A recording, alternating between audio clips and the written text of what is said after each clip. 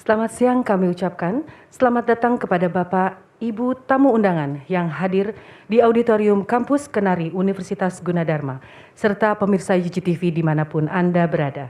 Senang sekali saya Suartini, Master of Ceremony pada hari ini akan menemani selama 3 jam ke depan pada kegiatan seminar akurasi dan objektivitas media dalam akses informasi komunikasi terkait transisi analog switch off.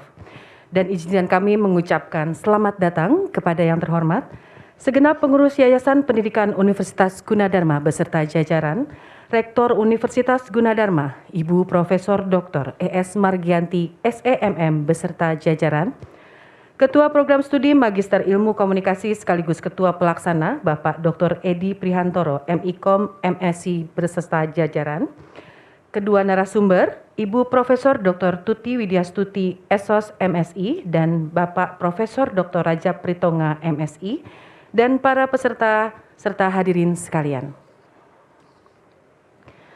Assalamualaikum warahmatullahi wabarakatuh.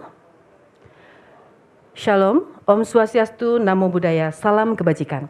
Kami ucapkan selamat siang dan salam sejahtera yang telah hadir melalui saluran live streaming yang disiarkan secara langsung dari Auditorium Kampus Kenari Universitas Gunadarma. Pada kesempatan kali ini, kita bersama-sama dalam rangka menghadiri kegiatan seminar akurasi dan objektivitas media dalam akses informasi komunikasi terkait transisi analog switch off. Bapak, Ibu, dan hadirin yang kami hormati, acara hari ini disiarkan secara langsung melalui UGTV, dan sebagai informasi, UGTV merupakan sebuah stasiun televisi komunikasi digital pertama di Indonesia yang dimiliki oleh Universitas Gunadarma. UGTV dapat diakses melalui berbagai kanal, di antaranya channel 32, 31 UHF TV Digital, live streaming di www.tv.gunadarma.ac.id dan www.ugtv.co.id, dan dapat diunduh melalui Play Store, App Store yaitu UGTV Mobile, serta dapat menyaksikan juga melalui YouTube channel kami, UGTV Official. Hadirin yang berbahagia, adapun acara disusun sebagai berikut. Pembukaan dilanjutkan menyanyikan lagu Indonesia Raya, laporan Ketua Pelaksana Seminar, sambutan dan pembukaan seminar nasional oleh Rektor Universitas Gunadarma, pemaparan dua narasumber, tanya jawab penutup. Bapak, Ibu, dan hadirin yang kami hormati, mengawali kegiatan ini, mari kita bersama-sama menyanyikan lagu Kebangsaan Indonesia Raya. Hadirin yang hadir di auditorium dimohon berdiri dan bersikap hikmat.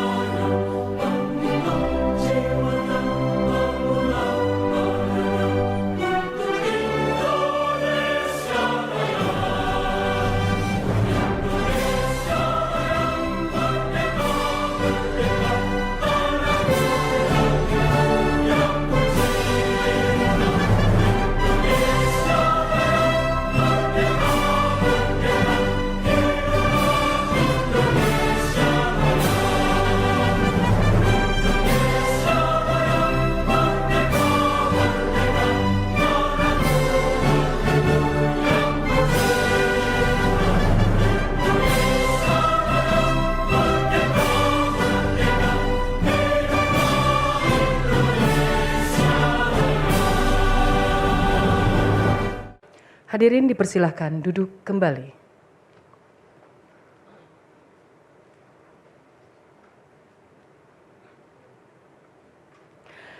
Bapak, Ibu, dan para hadirin yang kami hormati, agenda selanjutnya yaitu laporan Ketua Pelaksana Seminar. kepada Bapak Dr. Edi Prihantoro, MIKOM, MMSI, dipersilahkan.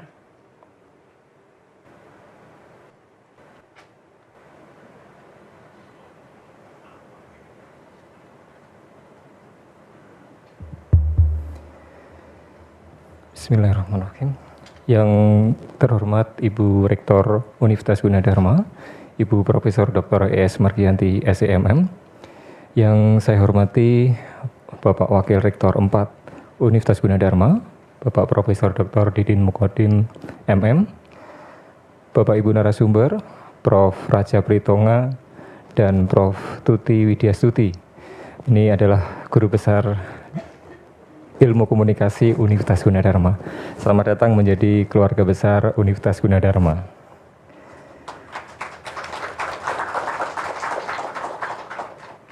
Yang saya hormati pula para pejabat di Pascasarjana Universitas Gunadarma, beberapa Kaprodi dan juga Sekprodi dari beberapa program studi yang hari ini sengaja hadir di auditorium Kampus A Universitas Gunadarma untuk bersama-sama mengikuti acara seminar yang diselenggarakan oleh Magister Ilmu Komunikasi. Yang kami hormati pula Bapak Ibu dosen serta para mahasiswa, baik itu mahasiswa D3, S1, S2 Ilmu Komunikasi, serta beberapa mahasiswa dari program studi lain yang juga hadir pada kesempatan yang berbahagia ini. Dan tidak lupa juga para pemirsa UGTV yang selalu senantiasa menyaksikan seluruh tayangan-tayangan yang ditayangkan oleh UGTV. Assalamualaikum warahmatullahi wabarakatuh. Salam sejahtera untuk kita semua. Pertama-tama kita panjatkan puji syukur kehadirat Allah Subhanahu wa taala yang telah memberikan nikmat sehat dan tentu saja bisa bersama-sama menghadiri acara yang berbahagia ini. Bapak, Ibu, dan saudara-saudara sekalian, terkait dengan tema tentu kita semua menjadi saksi ya, menjadi ataupun mengamati terkait dengan langkah pemerintah.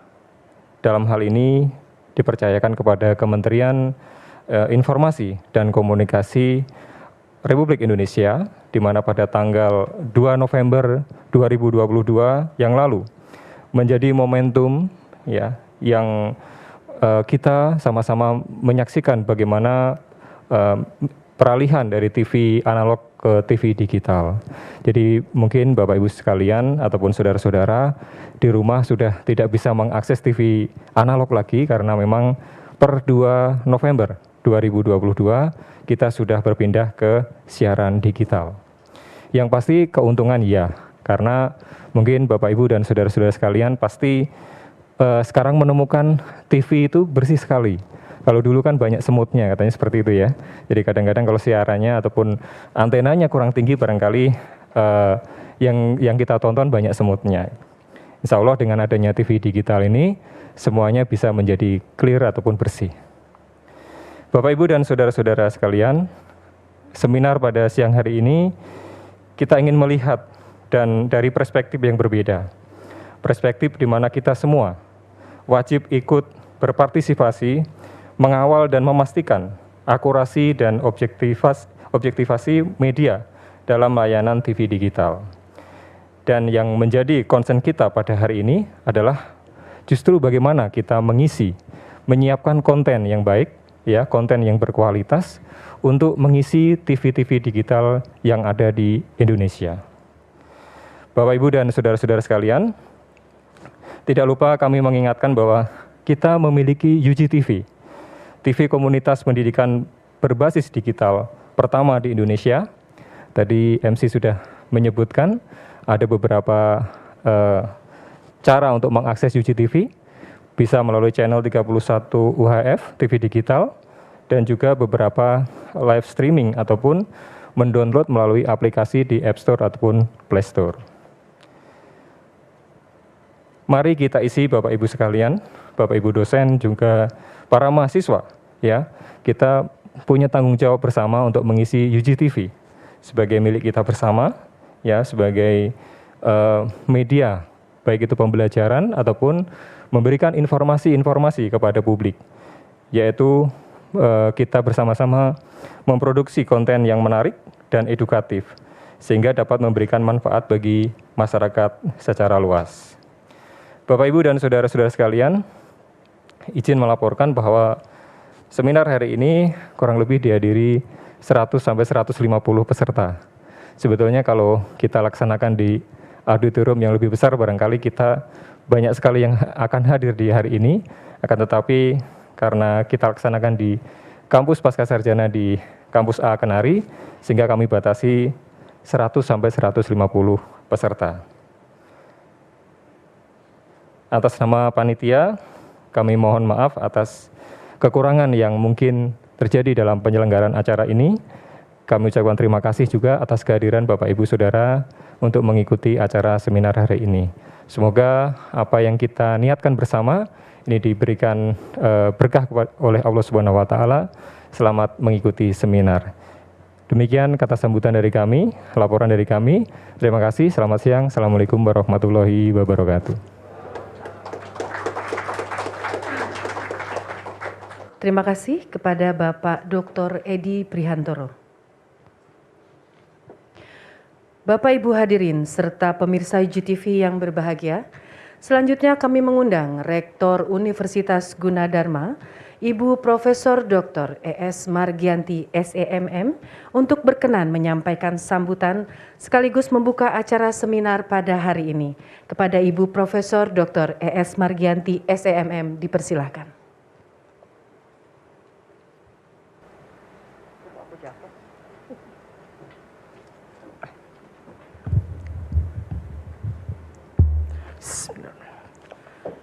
Yang saya hormati kedua Bapak dan Ibu pembicara pada siang ini, yang saya hormati segenap jajaran keluarga besar Universitas Gunadarma, ini semuanya langsung dari Warek, Dekan ada nggak ya?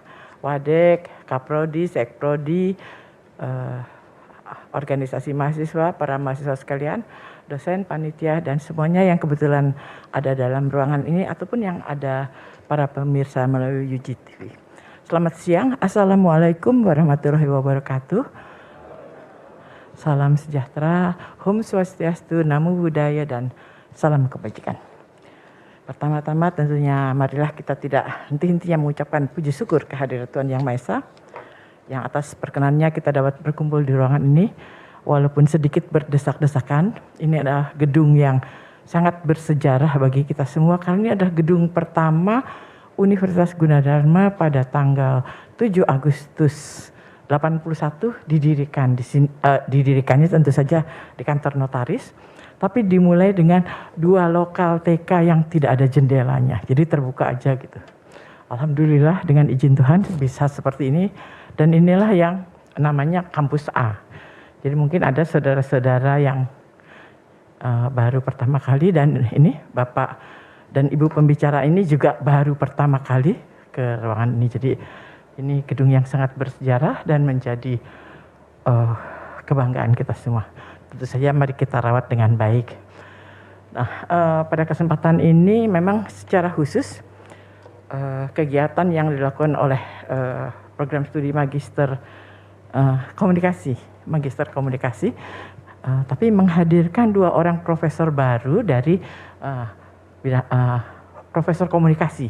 Nah itu kalau cari profesor komunikasi itu susahnya seperti mencari jarum di tengah-tengah jerami katanya. Karena sedikit, jadi saudara-saudara nanti yang jurusan komunikasi terutama harus segera jadi S2 sudah ya, S3, terus jadi profesor. Karena sangat dibutuhkan di era saat ini, dan sekarang ini kombinasi antara komunikasi dengan psikologi itu memang menjadi salah satu dasar dari dunia apa yang kita katakan sebagai civil society 5.0, di mana artificial intelligence menjadi bagian dari kehidupan kita.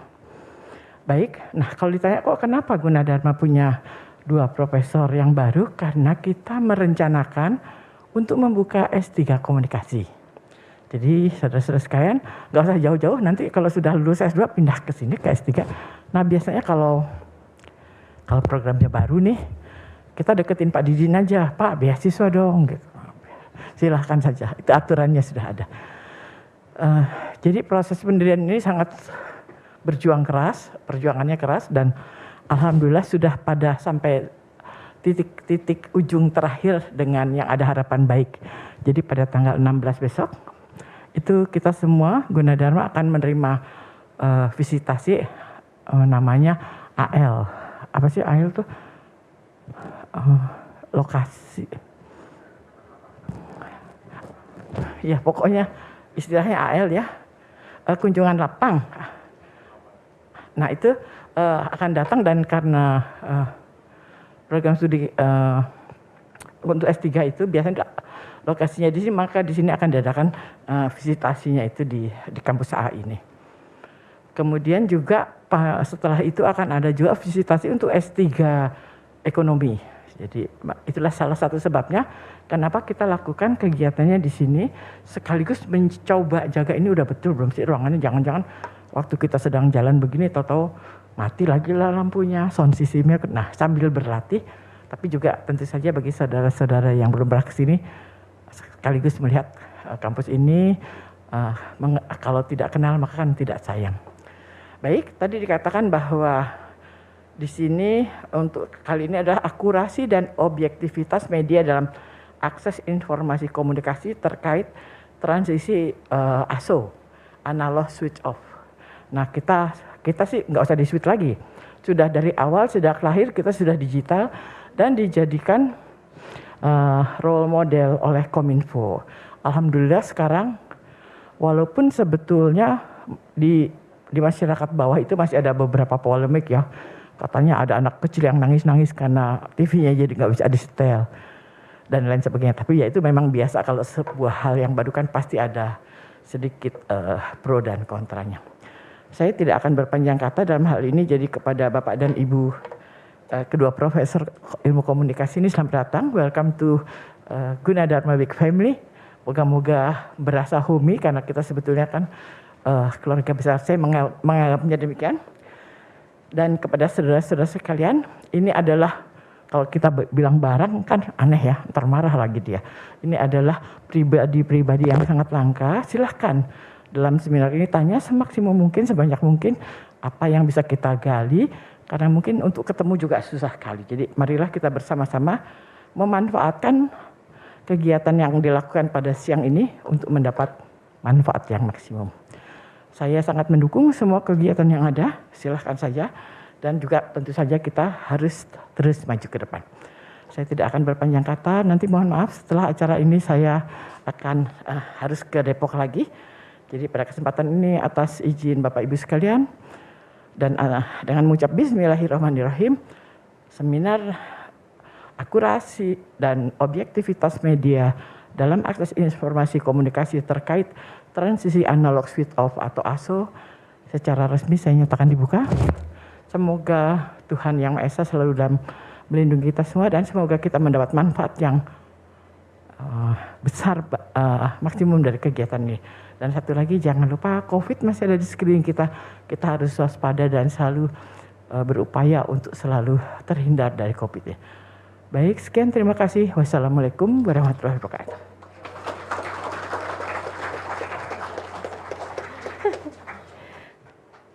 Baik, terima kasih kepada Ibu Profesor Dr. E.S. Margianti, SEMM.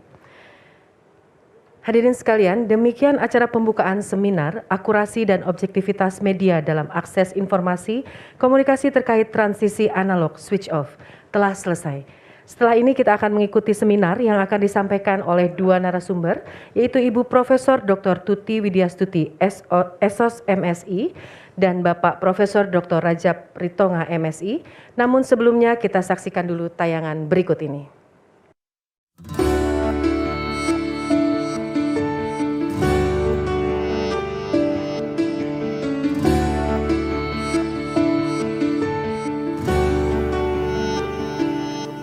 Di kampus ini aku bahagia, berbagi cerita penuh makna.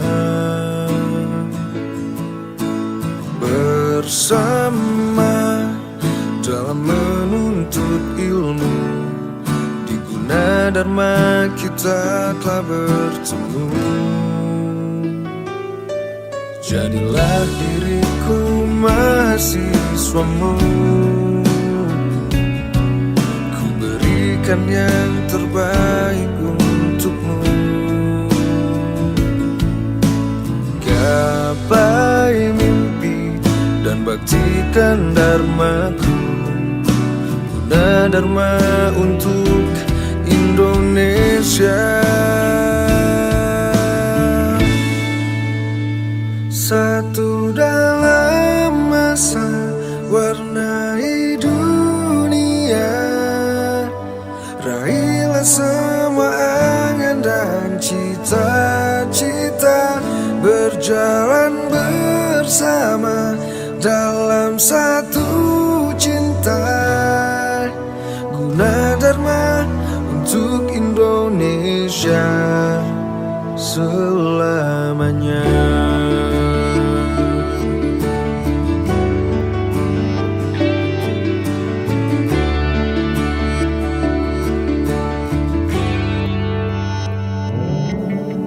Hangat cintamu di setiap waktu,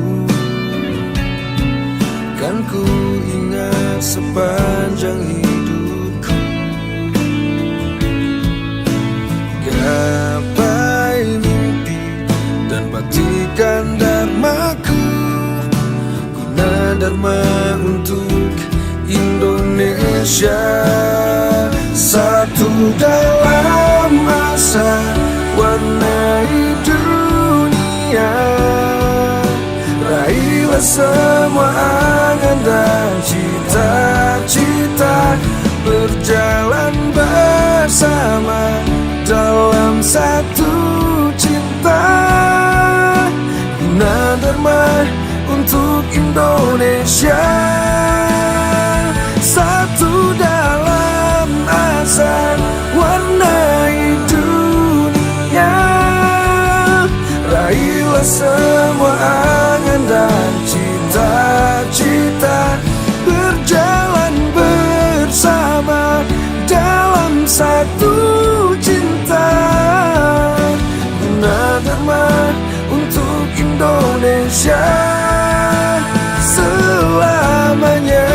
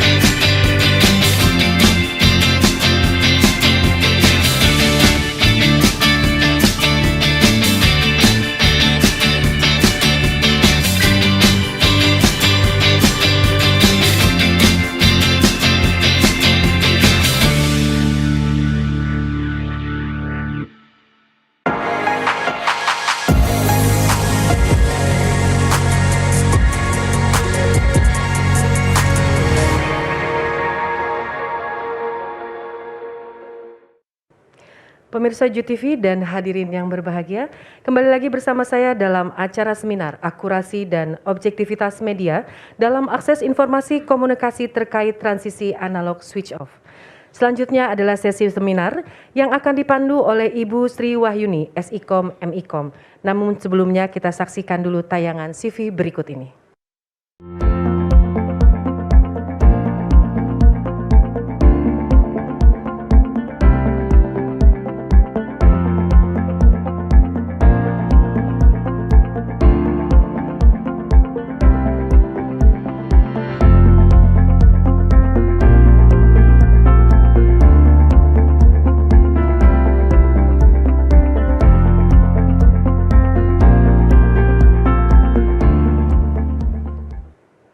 Baik, kepada Ibu Sri Wahyuni, SIKOM, MIKOM, kami persilakan untuk memandu jalannya seminar kurang lebih 2 jam ke depan.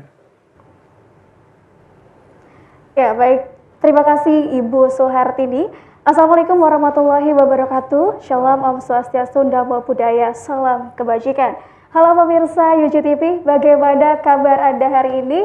Semoga dalam keadaan sehat dan penuh semangat. Tentunya juga kepada para peserta hadirin seminar dan tentunya di sini yang terdiri dari mahasiswa-mahasiswi S1 dan juga S2 Universitas Gunadarma dan juga Bapak Ibu dosen yang hadir pada hari ini. Pemirsa, dapat kami informasikan bahwa acara ini disiarkan secara langsung di YUJI-TV, TV digital komunitas pendidikan pertama di Indonesia, yang mana pemirsa bisa mengaksesnya melalui channel 31 UHF TV Digital, bisa juga live streaming di www.ujtv.co.id dan juga www.tv.gunadarma.ac.id. Juga pemirsa yang mungkin punya kesibukan yang luar biasa, bisa menyaksikan YUJI-TV dimanapun dan kapanpun, bisa mendownload aplikasi YUJI-TV Mobile yang tersedia di Play Store maupun App Store. Dan pemirsa, kembali lagi, tadi sama-sama di sesi pertama kita sudah menyaksikan rangkaian acara yang sudah dibuka oleh Ibu Rektor kita tercinta, yaitu Ibu Profesor Dr. ES Margianti, SEMM.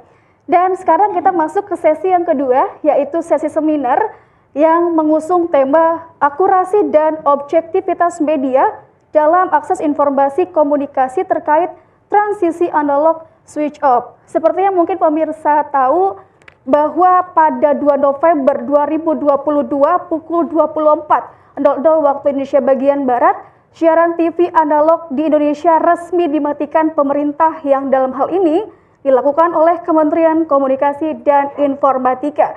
Kini, seperti yang pemirsa dan hadirin semua tahu, bahwa TV analog telah migrasi ke TV digital atau dikenal dengan analog switch off. Dan tentunya untuk membahas tema kita yang luar biasa pada hari ini, yang begitu menarik, dan tentunya seminar ini diadakan oleh Program Magister Ilmu Komunikasi Universitas Gunadarma. Saya sudah kedatangan narasumber yang luar biasa. Di sebelah kiri saya ada Profesor Dr. Raja Britongga MSI yang merupakan Guru Besar Ilmu Komunikasi Universitas Gunadarma. Assalamualaikum, Prof. Waalaikumsalam. Sehat ya, Prof ya? Sehat, alhamdulillah. Luar biasa. Ini saya deg-degan ada di depan sini bersama Prof di depan, ini luar biasa. Dan tentunya juga suatu kebanggaan di sini audiensnya penuh sekali, ya Masya Allah luar biasa. Kita berikan tepuk tangan untuk kita semua pada hari ini, luar biasa. Baik, sehat ya Prof ya? Alhamdulillah. Dan tentunya di ujung sana sudah ada juga ibu yang cantik di sana, Ibu Profesor Dr. Tuti Widyastuti SOS MSI yang juga merupakan guru besar Ilmu Komunikasi Universitas Gunadarma. Assalamualaikum Prof. Waalaikumsalam. Sehat ya Prof ya? Insya Allah. Insya Allah sehat. Dan tadi mungkin saya mengutip dari Pak Edi dan juga Prof bahwa Prof Rajab dan juga Prof Tuti ini merupakan profesor baru di Universitas Gunadarma. Jadi selamat datang dan selamat bergabung di Universitas Gunadarma, Prof. Terima kasih. Suatu kehormatan bagi kita semua, Prof. Luar biasa pemirsa. Dan mungkin saya begitu tidak sabar begitu pemirsa dan juga para peserta seminar hari ini. Siapakah Prof Rajab ini begitu ya? Kita punya tayangannya pemirsa, kita saksikan berikut ini, silakan.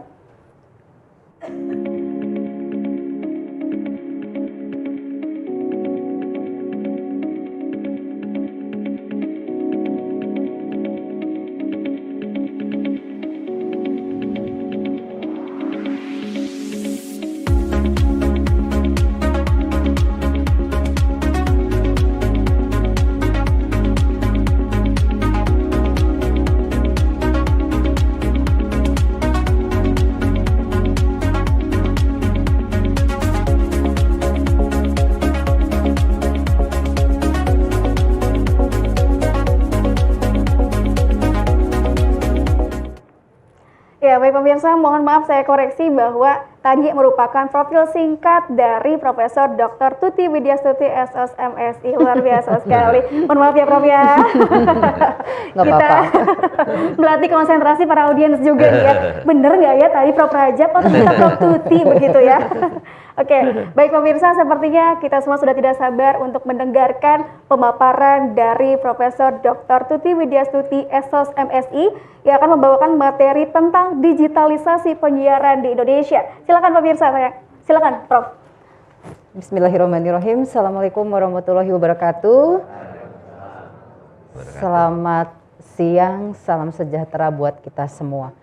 Satu momen yang membuat saya merasa bangga di antara Bapak dan Ibu sekalian, saya ucapkan terima kasih kepada Profesor ES Margiati, Rektor Universitas Gunadarma, dan juga Pak Warek, Bapak Ibu struktural di Universitas Gunadarma, dan juga Bapak Ibu dosen yang sudah berkenan hadir hari ini, dan juga mahasiswa S2 dan S1 yang memang sangat berkepentingan pada isu yang akan kita bicarakan hari ini.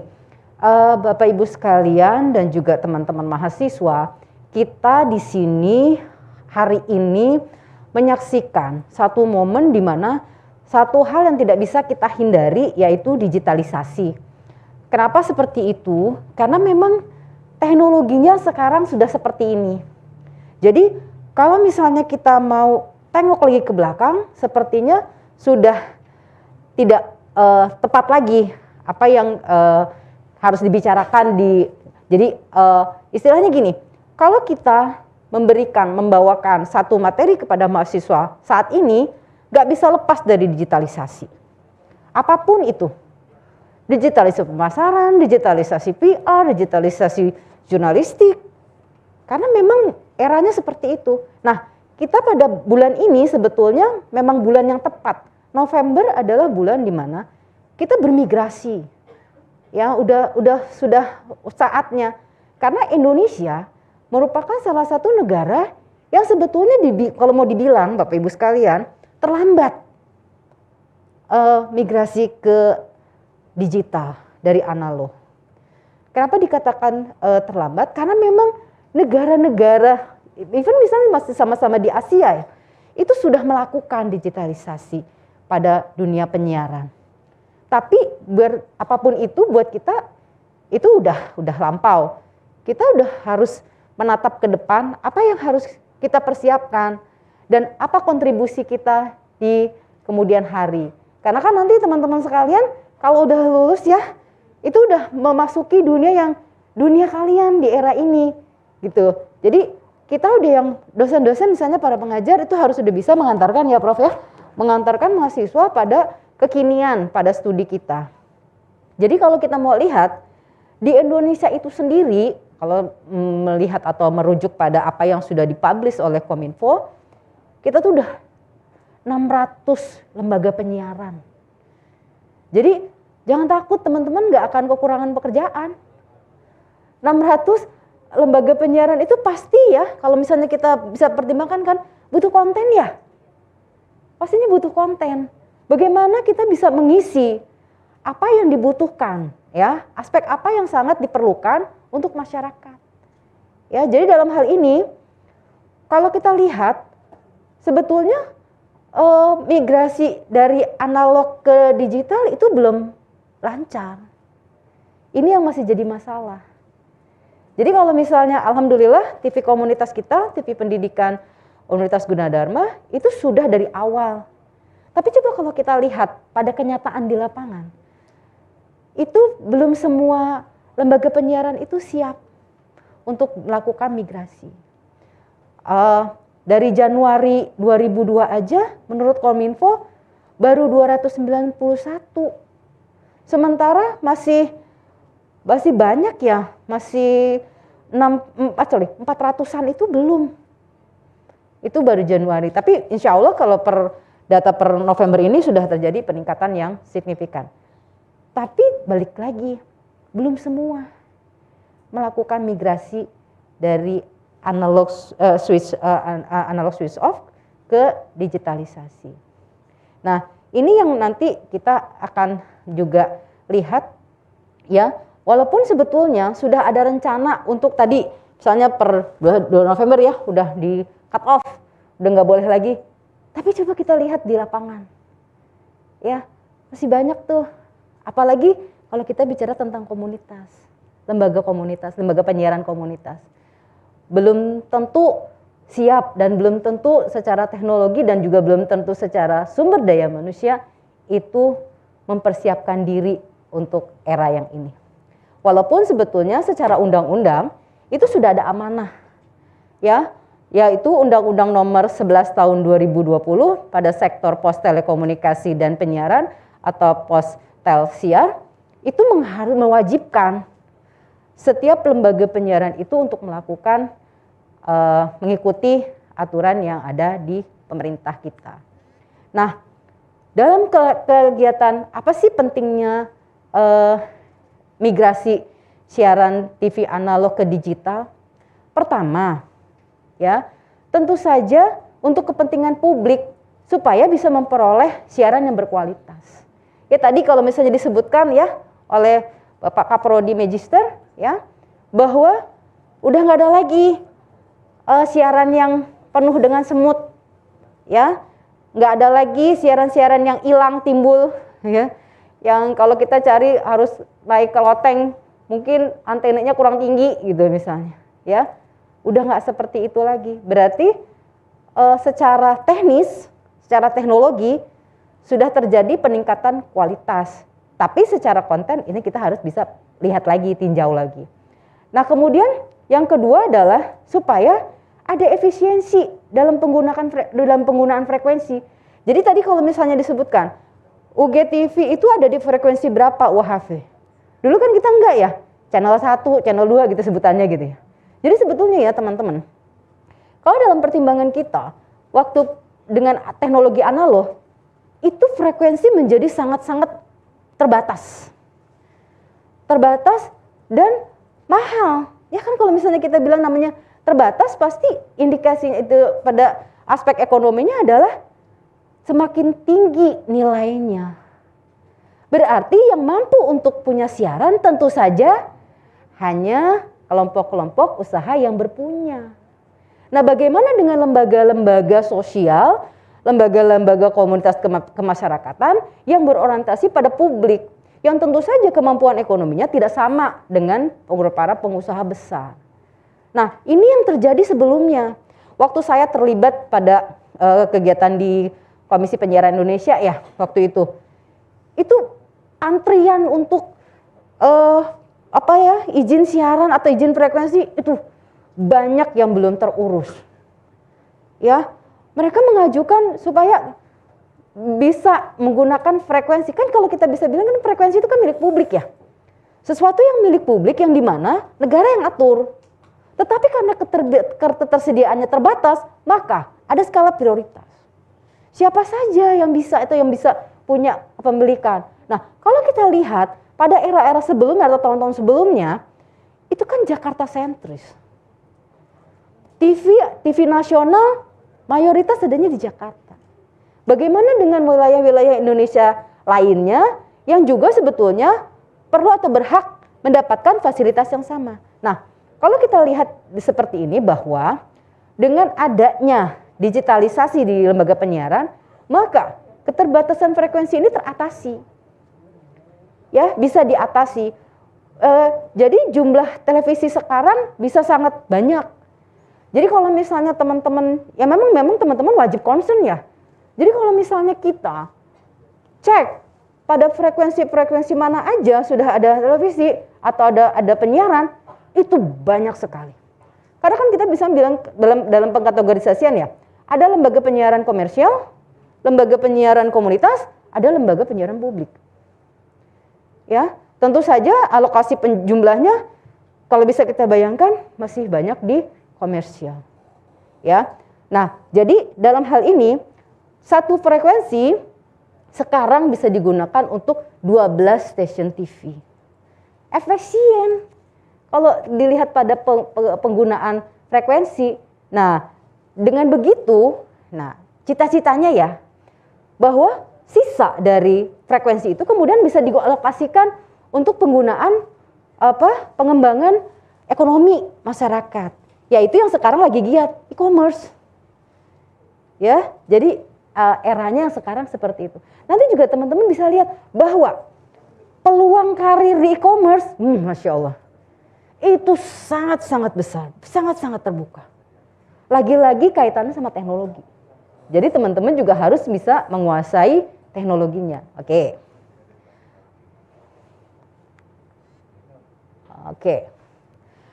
Apa sih yang diharapkan dari adanya ISO? ISO itu ya, manfaatnya adalah untuk tadi penghematan frekuensi sehingga memunculkan multi channel dalam penyiaran Indonesia. Kalau kita lihat sebelumnya ya, bahwa pemain-pemain besar tetap ada. Kita juga nggak bisa menafikan itu ya, bahwa media mainstream ya, media mainstream kita itu masih dikuasai oleh pemain besar. Teman-teman juga bisa melihat beberapa studi yang memang menunjukkan hasil-hasil yang signifikan tentang para pemain besar di Indonesia. Nah, sekarang dibentuk yang namanya stasiun-stasiun yang memang bisa mengelola multiplexing. Jadi, karena dianggapnya gini, pemain atau media besar ini mereka secara teknologi punya kemampuan. Ya, secara ekonomi juga punya kemampuan dalam mengelola. Jadi stasiun yang lain itu bisa digandeng atau bisa dikoordinir sehingga makin banyak lagi yang bisa menikmati digitalisasi penyiaran ini, ya. Jadi seperti itu. Tapi kalau kita lihat tetap aja ya, kalau kita lihat dari pemain-pemainnya, Jakarta ya masih jadi pusatnya. Oke.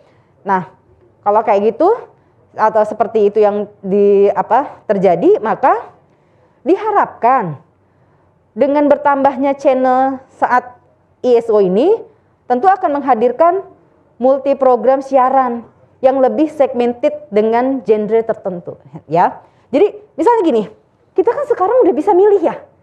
Oh, saya mau dengerin stasiun yang agama atau spiritual aja. Itu udah banyak. Ya, yang keinget sama saya sih Roja ya, walaupun masih banyak lagi yang lain. Atau yang kedaerahan. Ya kan? Lokal. Ya, jadi kita bisa misalnya, saya pengen siaran yang berbahasa Jawa, ada. Yang berbahasa misalnya Sumatera, ada gitu. Jadi ini yang muncul, gitu ya.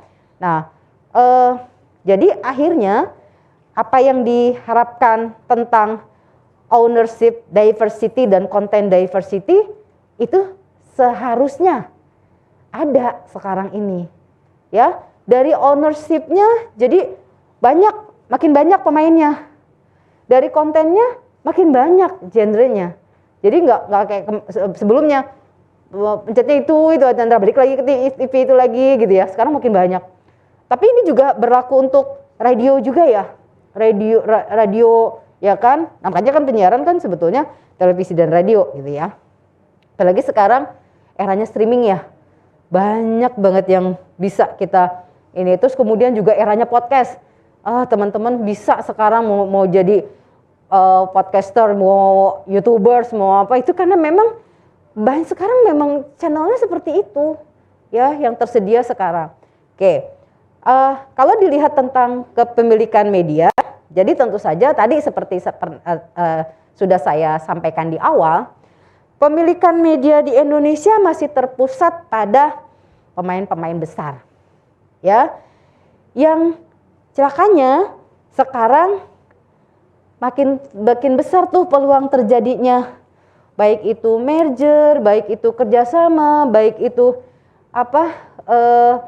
kongsi apa gimana ya kalau dalam istilah dagang gitu ya. Terjadi kerjasama yang memang akhirnya lintas. Jadi misalnya gini, contoh aja nih, grup Mahaka misalnya ya, misalnya aja. Itu punya radio berapa banyak stasiun di Indonesia, berapa dia menguasai, atau misalnya televisi, ya kan, MNC, ya punya apa, Metro, baik cetak, baik online maupun televisinya gitu. Jadi ini yang juga tidak bisa terhindari gitu, bahwa kemudian pemain-pemain besar itu kemudian meluaskan ya kegiatan usahanya pada berbagai bidang media. Nah, ini yang kemudian dikhawatirkan praktek oligopoli dan monopoli masih terjadi. Jadi misalnya gini, dulu waktu awal-awal KPI muncul, itu yang dikhawatirkan adalah monopoli ya, bahwa prime time dikuasai TV-TV besar, program-programnya sama, karena mereka punya kekuatan dalam membentuk tim kreatif, sehingga diversity of content itu kemudian menjadi permasalahan. Itu yang sebenarnya. Jadi karena apa? Iklan akhirnya terpusat pada pemain besar, sementara yang kecil-kecil itu kebagian yang sisa-sisanya aja, seperti itu, ya. Dan sekarang, ya maaf, misalnya kalau misalnya udah diatur, tapi balik lagi, secara teknologinya masih dikuasai sama pemain-pemain yang besar, tuh. Dan mereka juga punya kemampuan tim dan sumber daya yang memang tim kreatifnya yang bisa membuat berbagai hal gitu. Jadi kalau misalnya kita lah mau nikmatin apa, mau menyaksikan apa gitu ya. Jadi itu yang terjadi sekarang. Atau misalnya sekarang yang lagi semarak juga misalnya bisnis video on demand. Ya, seperti Netflix. Ya. Jadi orang harus berbayar lagi. Ya kan orang harus berlangganan lagi. Tapi memang logika pasarnya begitu. Jadi kalau misalnya dibatasi pada satu bidang, terus kemudian bidang lain tumbuh atau berkembang juga gitu. Jadi itu yang terjadi sekarang. Misalnya siaran berlangganan, TV berlangganan misalnya. Itu kan menggandeng saluran internet. Nah, ini jadi satu paket. Ya kan? Waduh, kita kalau misalnya bilang capek deh. Jadi sebetulnya gimana sih ngaturnya gitu ya? Apa sih yang harus dibatasi? Nah, sekarang kaitannya dengan topik kita ya, seminar kita. Sekarang nih eranya memang semakin banyak media cyber ya di Indonesia. Menandakan bahwa Indonesia masuk ke era revolusi media dan situasi ini terjadi dan mempengaruhi kehidupan masyarakat banyak. Jadi apa yang terjadi sekarang itu informasi mendekati kita. Ya, jadi kalau misalnya kita pegang handphone ya sekarang, gadget ya, itu kan bukan cuma alat telepon ya. Itu media konvergensi, apa aja ada di situ. Bisa jadi televisi, bisa jadi radio, bisa jadi kamera, ya handphone juga, ya alat perekam, musik, semuanya di situ, di satu tangan, tuh, ya. Nah, kaitannya gini, sekarang memang seperti kesannya bahwa kita tuh bisa mengakses apa aja ya mudah banget, ya. Contohnya anak-anak nih kalau misalnya PR, Bu, saya mau punya PR ini, apa ya? Google aja, Google. Ya kan? Googling aja, coba cari gitu. Ya kan kemarin kan eranya Covid kita jadi guru semua ya di rumah ya. Ya, jamnya belajar. Aduh, PR tuh ya. Ayo kamu ngerjain apa? Nanti baru setelah itu ngerjain tugas yang lain misalnya. Ya. Nah, itu satu kondisi tuh di mana kok kayaknya sekarang mudah banget ya. Tapi tingkat akurasinya ini yang dipertanyakan. Cepat tapi akurat nggak? Ya. Banyak tapi objektif nggak? Lah kalau kepemilikannya mesti seperti itu. Gitu. Jadi ini yang menjadi kendala adalah infrastrukturnya udah disiapin, ya kan? Infrastrukturnya disiapin seperti itu.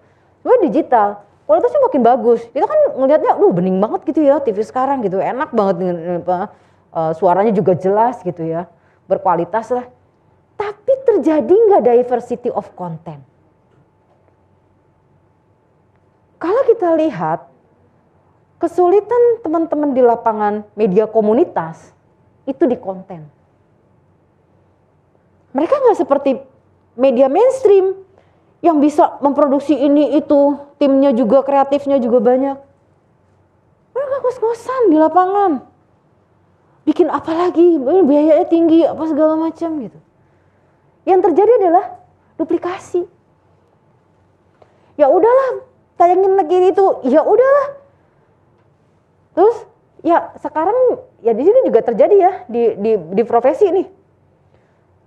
Teman-teman yang nanti berkecimpung di media akan banyak pada aktivitas rewrite, nulis ulang apa yang disajikan atau yang dipublish oleh media yang lain untuk kepentingan media tempat dia bekerja.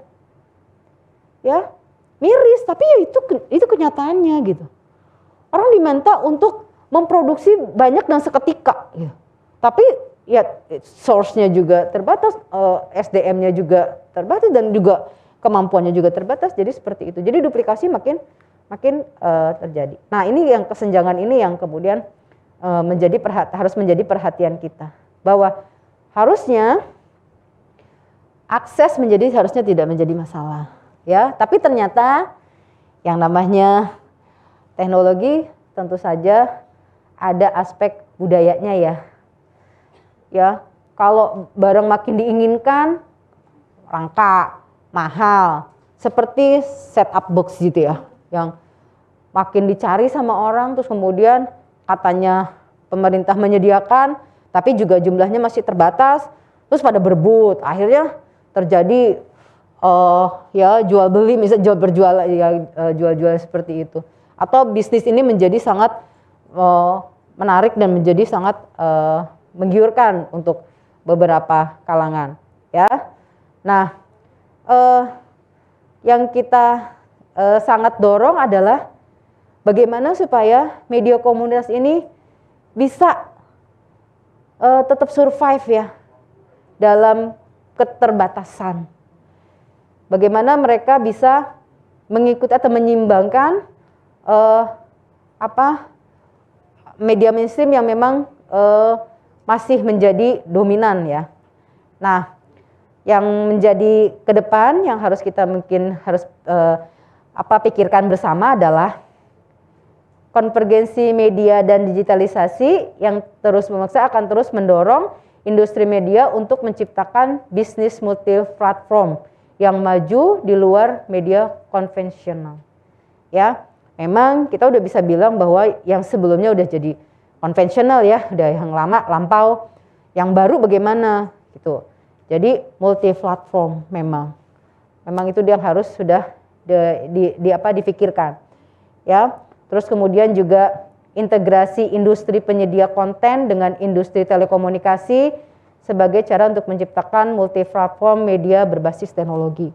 Sekarang beberapa provider telekomunikasi, pulsa apa segala macam itu ya, itu udah ngelirik bisnis penyiaran karena mereka punya salurannya dan mereka sangat mungkin untuk main di bidang ini. Tuh, seperti itu yang terjadi.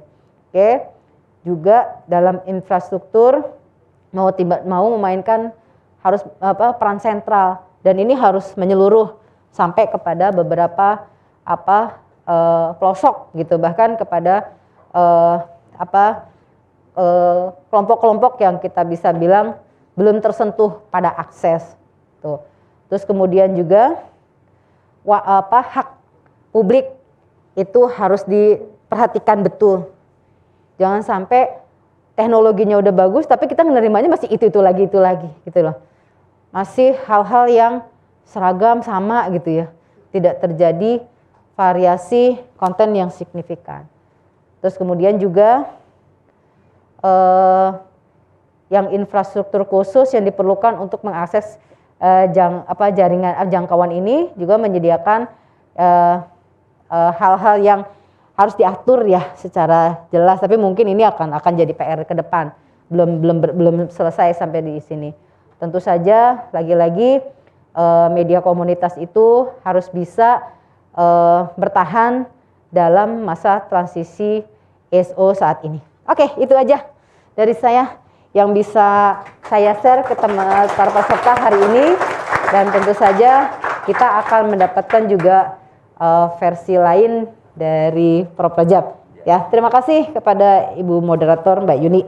Saya kembalikan. Baik, terima kasih Profesor Dr. Tuti Widiastuti atas pemaparannya terkait dengan digitalisasi penyiaran di Indonesia. Kita berikan tepuk tangan sekali lagi para hadirin untuk Ibu Profesor Tuti. Baik, tadi seperti yang Ibu katakan bahwa satu yang tidak bisa dihindari adalah digitalisasi, begitu ya Ibu ya. Dan tadi juga dikatakan bahwa dalam digitalisasi penyiaran terdapat dua alasan dilakukannya migrasi siaran dari TV analog ke TV digital. Yang pertama untuk kepentingan publik untuk memperoleh siaran berkualitas, dan yang kedua efisiensi penggunaan frekuensi itu sendiri. Baik, dan tentunya kita banyak sekali mendapatkan insight dari Ibu Profesor Tuti. Dan selanjutnya kita akan menyimak materi dari Profesor Dr. Rajab Ritonga, tapi sebelum itu kita akan saksikan dulu tayangan profil singkat beliau. Silakan.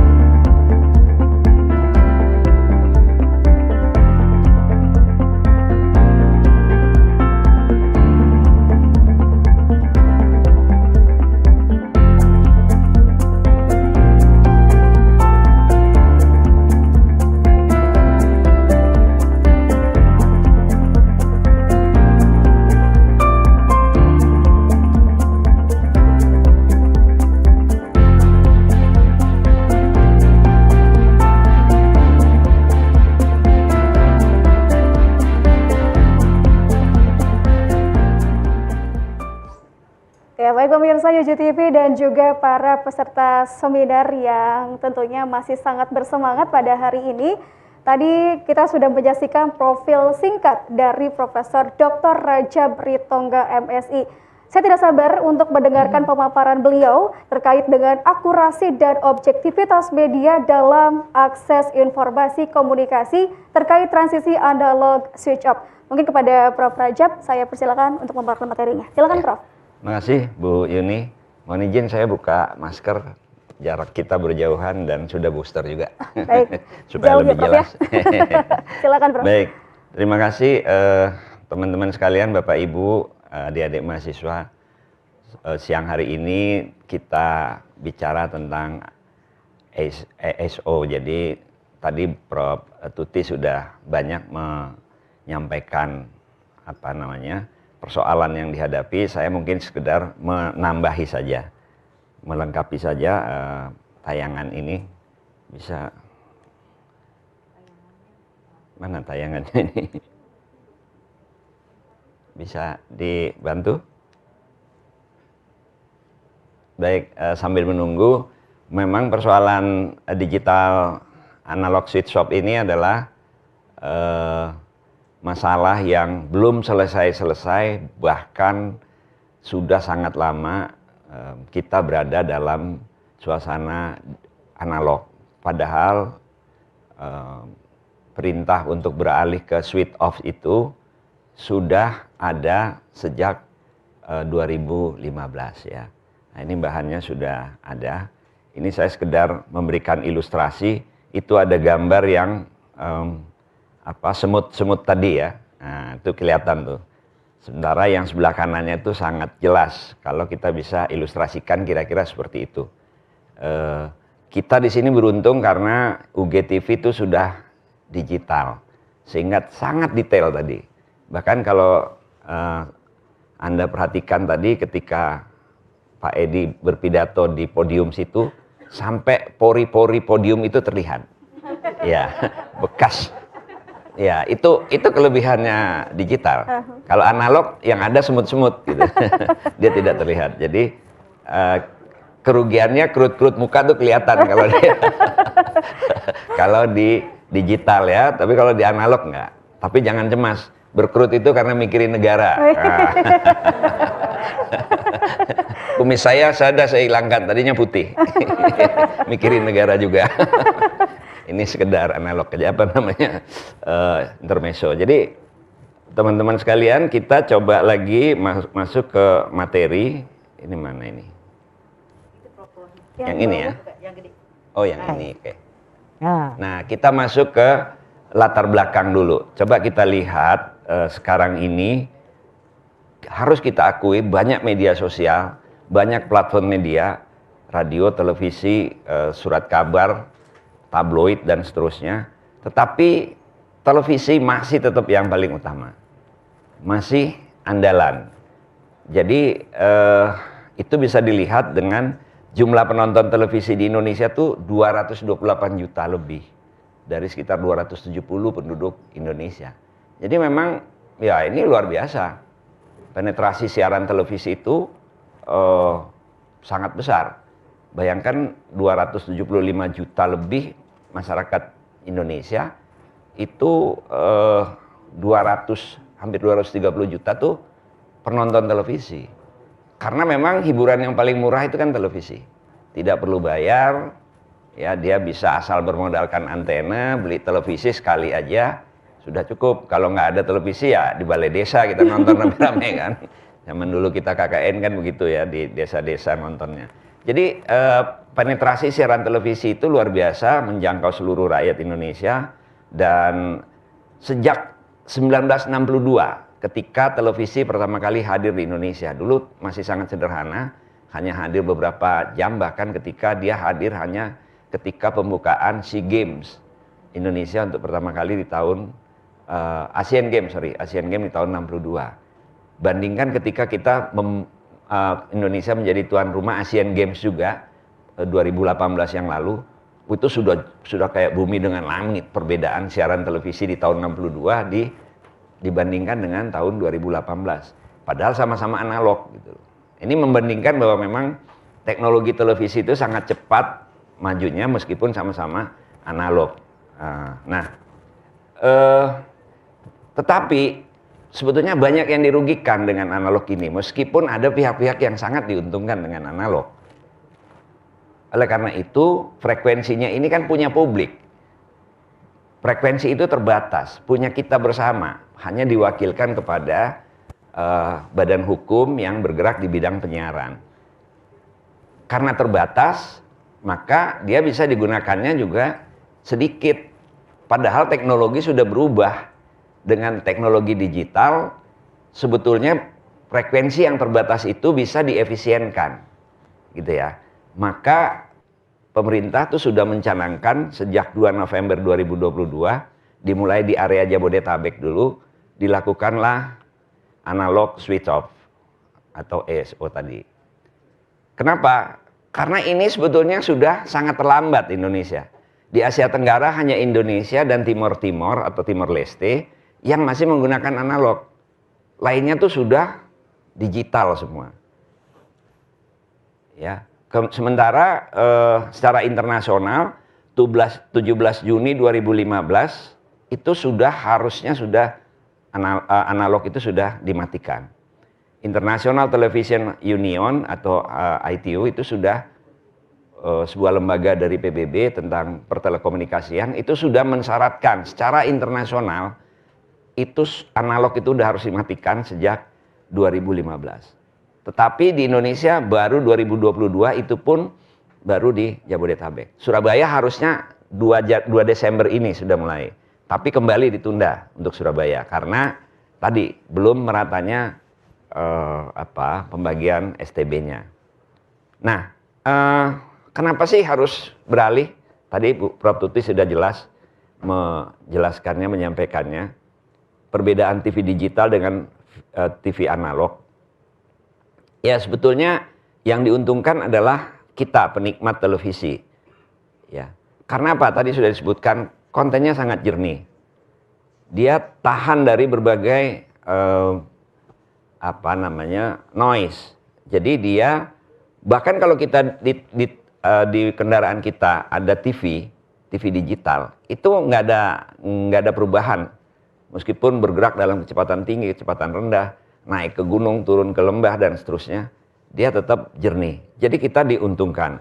Kemudian kualitas suara juga baik, gambar bagus dan seterusnya dan seterusnya. Tadi sudah diuraikan dengan jelas oleh Prof. Tuti. Yang kita tidak peroleh kalau kita menggunakan televisi analog.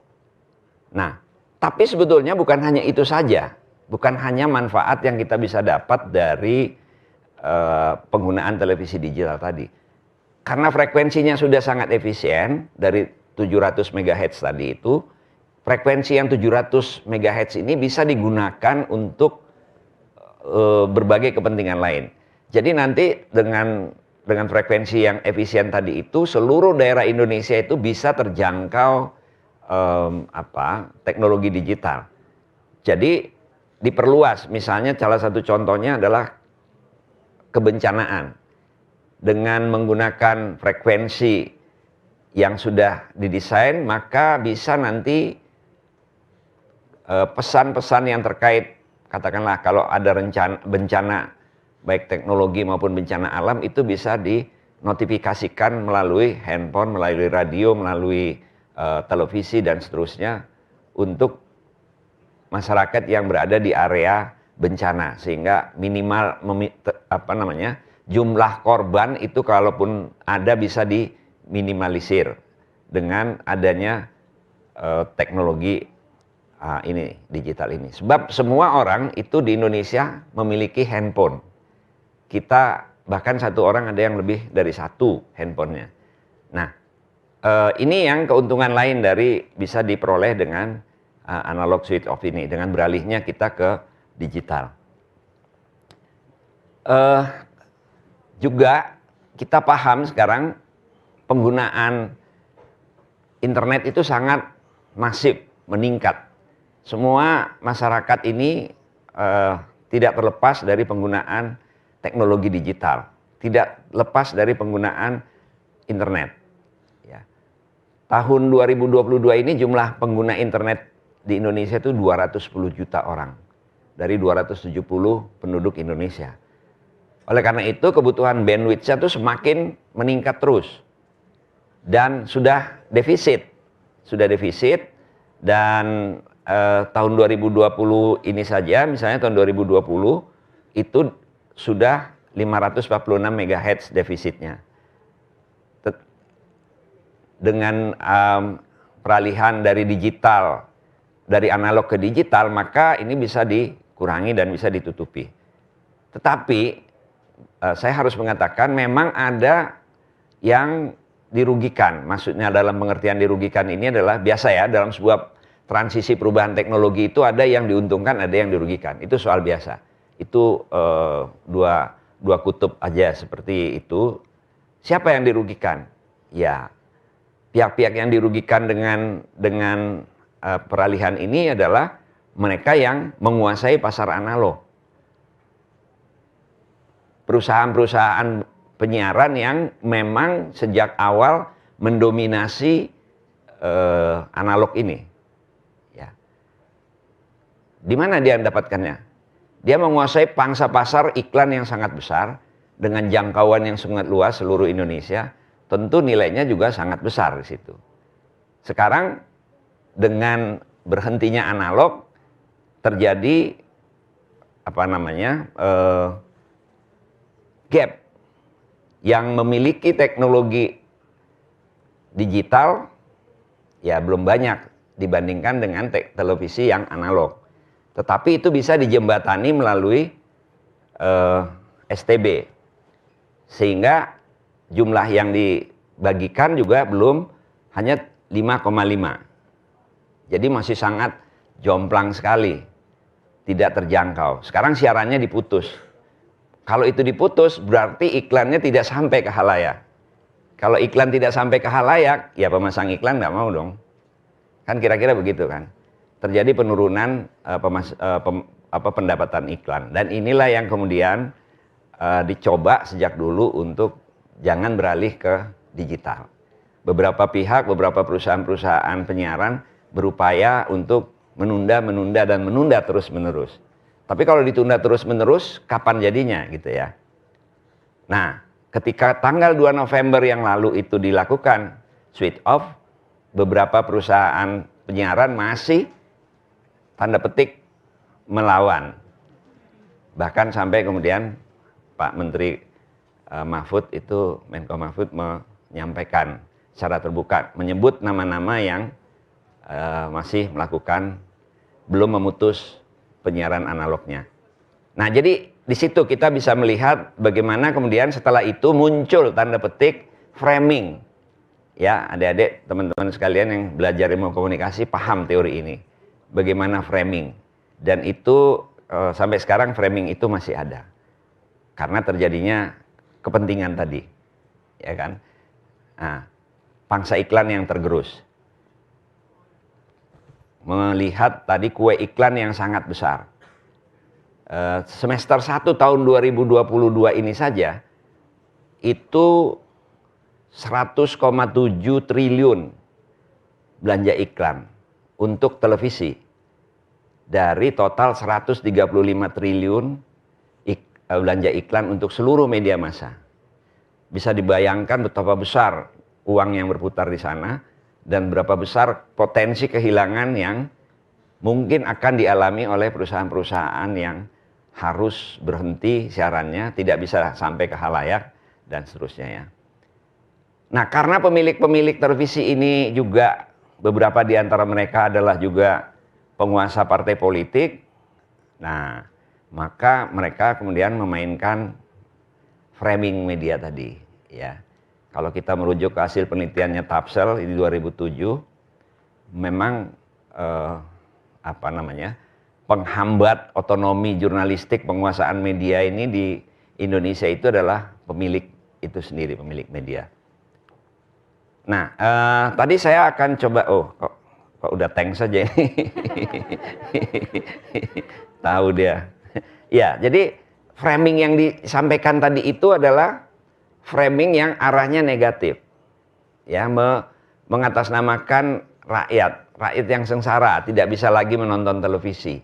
Oleh karena tadi TV-nya tiba-tiba hilang, bukan TV-nya yang rusak, tapi siarannya nggak match lagi, sudah tidak comply dengan siaran televisi di radio di televisi tabung yang masih ada di khalayak sebagian besar itu.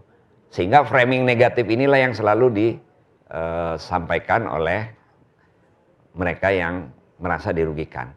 Nah, inilah padahal keuntungannya tadi secara publik, secara khalayak lebih banyak yang diuntungkan masyarakat. Konten kreator nanti adik-adik yang sudah menyelesaikan S1-nya terbuka peluang sangat besar untuk menjadi konten kreator. Sekarang di dunia jurnalistik itu cari wartawan sangat susah. Nggak mau yang mereka yang mencari kerja untuk wartawan tuh nggak mau. Tapi kalau dibilang konten kreator yang melamar banyak, padahal kerjanya mirip-mirip gitu ya. Nah, jadi ini terjadi dualisme di dalam analog switch off ini, tetapi bagaimanapun yang kita harus tuju atau perhatikan adalah publik. Karena frekuensi itu adalah milik publik. Frekuensi itu adalah ranah kepunyaan masyarakat, bukan kepunyaan media tertentu. Oleh karena itu penggunaan frekuensi ini hanya harus untuk kepentingan ke masyarakat yang banyak. Mungkin itu yang bisa disampaikan Bu Yuni. Terima kasih. Baik, terima kasih Pak Prajab atas paparan materinya. Kita berikan tepuk tangan dulu pada audiens kepada Profesor Raja. Baik, jika tadi saya kutip dari pemaparan materi yang dilakukan oleh Prof. Rajab, dengan beralihnya TV analog ke digital atau migrasinya dari TV analog ke TV digital, kita mendapatkan beberapa keuntungan. Di antaranya konten lebih beragam, mungkin pemirsa dan juga para peserta seminar juga merasakan sendiri bagaimana manfaat atau keuntungan dari TV digital itu sendiri. Tadi konten lebih beragam, kemudian juga kita lihat gambar lebih jernih, bahkan mungkin saat bergerak atau mobile. Kemudian juga kualitas siaran juga lebih bagus, begitu ya Prof ya? Ya, kemudian tahan terhadap berbagai gangguan teknis, siaran efisien, penyiaran multi-channel dan multi-program, dan juga transmisi audio, video, data bisa secara simultan, seperti itu. Tentu tadi juga banyak sekali insight yang sudah kita dapatkan dari pemaparan yang sudah dilakukan oleh Prof. Rajab, dan tentunya sepertinya para peserta seminar sudah tidak sabar untuk bertanya, bukan begitu? Mau bertanya? Oh, Oke. Sepertinya sudah tidak sabar ya. Tapi pemirsa, kita tahan dulu, kita akan jeda sejenak, kita akan menyaksikan dulu tayangan dari persembahan Pilots Band Ondel Ondel. Silakan.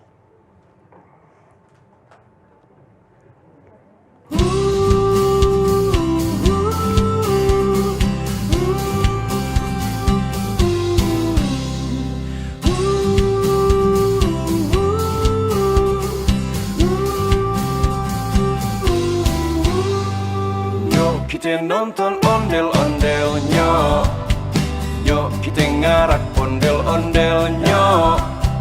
Ondel-ondel ade anaknya boy, anaknya ngiger teriteran soy. Mak bapak ondel-ondel ngibingser, ngarak ke pengantin disunatin ser. Goyangnya asik dut-dutan dut, nyanyi wingi geli-gelan girl. Plong dung plang dung plang plak plak, gendang nyaring ditepak, yang ngiring nandak pade surak-surak. Tangan disenjailin kepala anak ondel-ondel, taruhin puntungan rambut kebakaran. Anak ondel-ondel cicing krakan krak, kepala nyare berkobaran bul.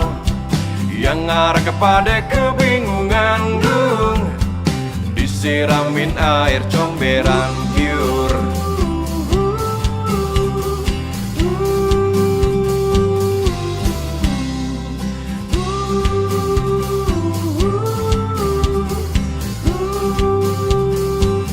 Surilang jot-jotan, ada hujan detik perlahan.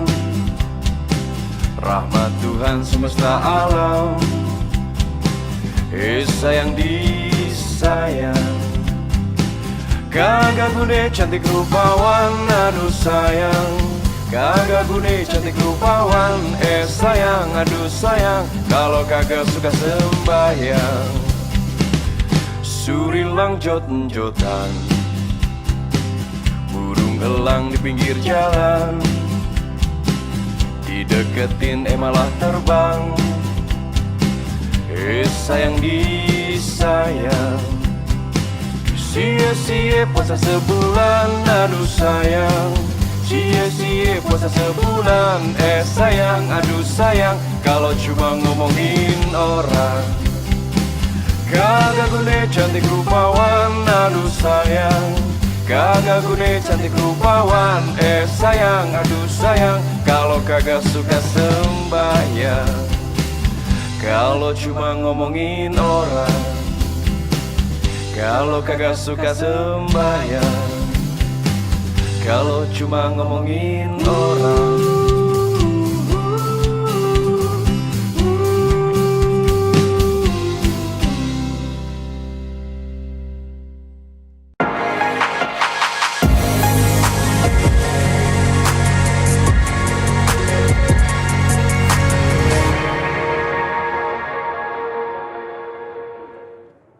Ya, baik pemirsa Yuju TV dimanapun Anda berada, terima kasih Anda masih setia bersama kami. Tentunya dalam seminar nasional akurasi dan objektivitas media dalam akses informasi komunikasi terkait transisi analog switch off.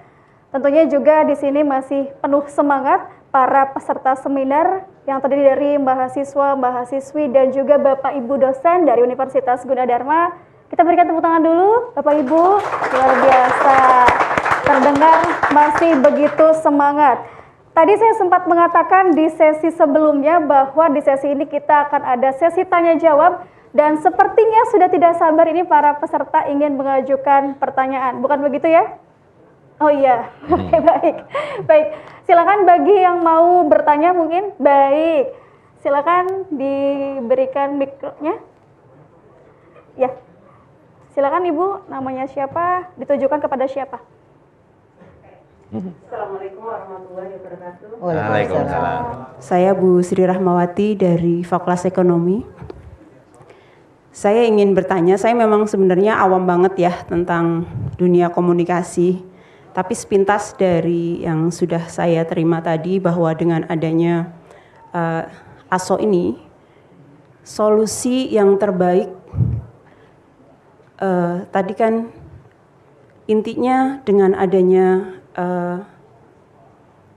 pemerataan apa ya istilahnya jalur ya menjadi lebih efisien. Terus kemudian akhirnya orang mau tidak mau solusinya kalau yang saya tangkap ya paling baik adalah dengan gadget karena di dalam gadget itu adalah semua informasi dan platform itu ada. Cuma yang saya kebayang dengan sekarang TV itu adalah sudah ditutup, otomatis kan serentak gitu ya yang di daerah-daerah yang saya pikirkan. Mungkin kalau di sini sih semuanya sudah pada pegang HP gitu kan ya. Bagi yang di daerah-daerah yang mungkin HP itu sesuatu barang yang mahal dan mereka itu adalah untuk sekolah gitu kan ya. Dan untuk membeli internet itu juga pulsa mahal gitu ya. Nah ini kira-kira solusi apa gitu kan ya untuk saat ini gitu ya bagi mereka-mereka yang terkena dampak langsung gitu ya dengan dihentikannya TV analog ini. Sekian Prof. Baik, terima kasih Ibu, ditujukan kepada Prof. Kepada Prof. dua-duanya Rajab. boleh. Kepada dua-duanya, baik, baik. Mungkin langsung dijawab saja Prof. Rajab dan juga Prof. Ya. Tuti, silakan. Terima kasih Bu Sri Rahmawati pertanyaannya. Iya, bagaimana solusi untuk daerah-daerah yang tidak punya HP? Sebetulnya kalau kita merujuk kepada daerah-daerah yang belum terjangkau internet, sebetulnya HP-nya juga nggak berfungsi. Itu pasti, karena HP itu berfungsi kalau ada saluran internet masuk ke situ. Nah justru dengan analog switch off ini, daerah-daerah yang belum terjangkau oleh saluran internet, itu nanti justru akan tersasar.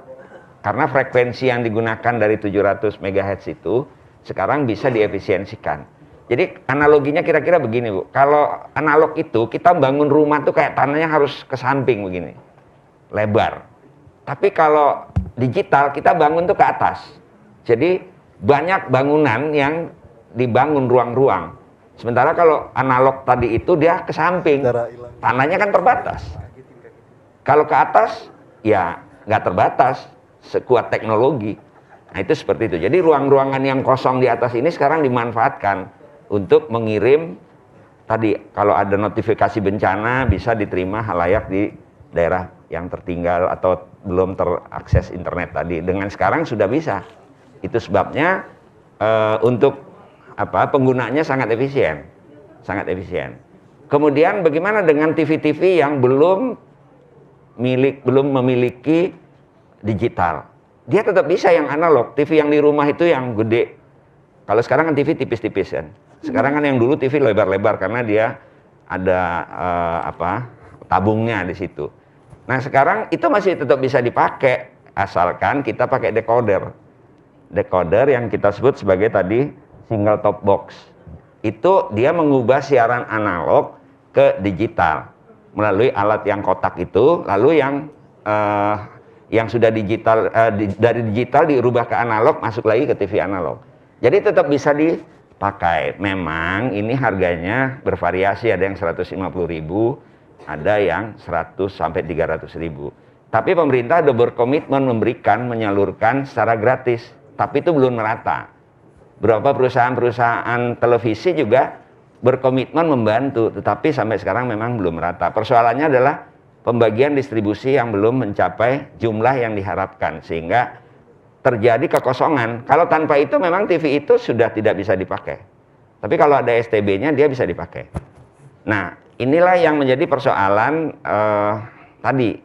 Kalangan itu merasa dirugikan karena siaran dia tidak bisa diakses oleh khalayak yang belum punya STB tadi. Sehingga mereka melakukan framing. Ini rakyat dirugikan. Rakyat kemudian marah karena tidak bisa menonton televisi dan sebagainya. Dibuat framing seperti itu ya. Itu yang disebut tadi sebagai pro dan kontra. Mungkin itu, Bu. Makasih. Baik, Prof. Tuti silakan. Oke, saya menambahkan saja penjelasan dari Prof. Rajab. Jadi seperti ini, Bu. Sebetulnya kalau kita mau lihat, sebetulnya ini adalah salah satu upaya pemerintah untuk berbagai daerah pelosok di Indonesia itu bisa menikmati konten yang sama. Jadi kalau sebelumnya kan kalau kita pakai analog itu juga ada keterbatasan jangkauan, Prof. Iya, betul. Jadi kalau beberapa kajian yang sebelumnya justru untuk saudara-saudara kita yang daerah perbatasan, mereka lebih kenal program negara tetangga daripada program negara sendiri. Karena itu tadi mereka tidak punya dan kecil bisa mereka tangkap gitu sinyal itu. Dengan adanya digitalisasi ini frekuensi tadi yang seperti kita bayangkan seperti lapisan yang banyak itu bisa insya Allah bisa nyampe kepada tempat-tempat pelosok di Indonesia, sehingga apa yang terjadi di negara sendiri itu bisa diketahui oleh seluruh warganya. Nah, masalah tentang kesulitan teknis dalam menangkap beberapa siaran sebetulnya itu udah jadi pikiran pertama. Jadi misalnya gini, tadi kalau misalnya dibilang Jabotabek menjadi pilot project dalam bagaimana switch off ini harus secara total dilakukan. Sementara daerah-daerah lain itu bergilir karena memang kondisinya tidak sama. Jakarta atau Jabotabek itu harusnya udah siap dengan banyaknya media yang ada di Jabotabek itu sebetulnya harusnya bisa dilakukan segera. Tetapi untuk beberapa daerah kan memang butuh kesiapan. Tapi kalau misalnya kita lihat praktek di lapangan sebelumnya nih Bu ya, itu banyak usaha-usaha lokal yang memberikan layanan saluran berlangganan. Ya, yang kontennya kalau kita lihat itu jauh dari konten kita. Justru konten luar yang lebih dekat kepada masyarakat di berbagai daerah. Dan itu menjadi kekhawatiran kita bahwa ternyata mereka terkena imperialisme budaya jadinya ya. Jadi bahwa mereka tidak kenal apa ya negeri sendiri, tapi justru mereka menikmati, menyaksikan apa yang terjadi di negara lain, dan itu sangat mengkhawatirkan. Nah, jadi sebetulnya gini, dengan multi platform, sebetulnya dengan begitu satu frekuensi itu bisa menghantarkan berapa sinyal, ya efisiennya di situ. Jadi kita sebetulnya harusnya mendukung ya dalam artian ini bahwa buat saudara-saudara kita yang di pelosok itu punya akses akhirnya kepada konten lokal. Tapi justru itu harus bisa menjadi prioritas ya dalam hal ini, dalam bagaimana menyebarkan STB ini. Bagaimana supaya STB ini bisa menjangkau teman-teman atau saudara-saudara kita yang ada di berbagai daerah di Indonesia. Jadi seperti itu mungkin tambahannya. Kasih. Ya, baik, terima kasih Prof. Tuti dan juga Prof. Rajab atas jawabannya. Baik, mungkin saya melanjutkan langsung ke penanya berikutnya. Baik, ada Mbak di belakang sana, tolong diberikan mic-nya. Baik, silakan berdiri Mbak. Namanya siapa, kemudian pertanyaannya apa dan ditujukan kepada siapa?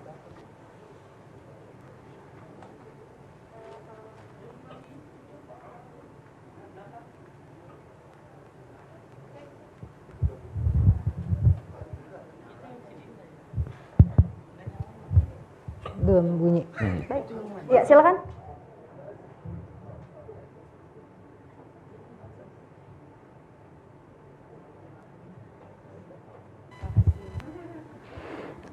Baik, Assalamualaikum warahmatullahi wabarakatuh. Waalaikumsalam warahmatullahi wabarakatuh. Perkenalkan, nama saya Dita Puspita, mahasiswa Ilmu Komunikasi Universitas Gunadarma. Saya ingin bertanya, jika TV analog berpindah ke TV digital merupakan framing dari beberapa pihak, apakah solusi yang akan pemerintah lakukan untuk rakyat yang jauh dari kata mampu untuk membeli STB? Terima kasih. Wassalamualaikum warahmatullahi wabarakatuh. Waalaikumsalam warahmatullahi wabarakatuh. Baik, mungkin ya yang mau jawab ya Prof. Rajab dulu. Silakan Prof. Rajab. Baik, terima kasih Mbak Dita ya, Mbak Dita Putrita. Ya, framing yang saya maksudkan tadi itu adalah framing dari mereka yang belum bisa menerima peralihan karena merasa ada kerugian yang diderita oleh perusahaan tersebut, ya, sehingga mereka berusaha membuat framing di media-media yang mereka coba mempengaruhi opini publik ya. Karena kan kalau kita belajar framing itu kan Anda bisa memahami media itu yang membuat framing itu maksudnya apa gitu ya. Misalnya ada clickbait dengan judul viral, ojol curhat diamuk istri karena tak bisa beli set top box. Atau siaran analog dimatikan, warga pergi ke sumur dan cuci televisi. TV analog disuntik mati, netizen, lihat rakyatmu sekarang Pak. Ini adalah clickbait dalam bentuk-bentuk berita yang memperlihatkan kesengajaan atau framing yang dibuat lebih kepada memperlihatkan arahnya itu tidak setuju switch off ke digital. Karena alasannya itu sebetulnya tadi. Nah, pertanyaannya tadi, apa yang dilakukan pemerintah? Apa yang dilakukan oleh pemerintah adalah membagikan STB tadi. Memang harus diakui belum merata. Tentu perlu waktu untuk memeratakan itu.